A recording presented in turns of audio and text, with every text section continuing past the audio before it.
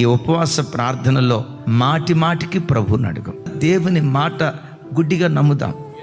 నేనేమి ఇక్కడ కలిపి చెరిపి మీకు కొత్తగా బోధించట్లా, లేఖనాల్లో రాయబడిన మాటే మీతో చెప్తూ ఉన్నాను.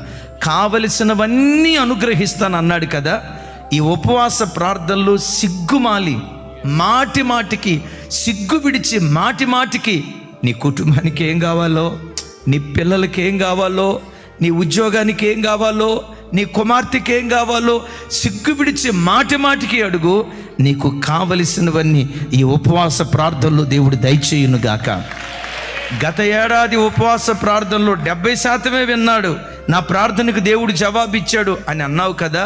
ఈ సంవత్సరం నిశ్చయముగా నీ ప్రతి ప్రార్థనకు దేవుడు జవాబిచ్చునుగాక.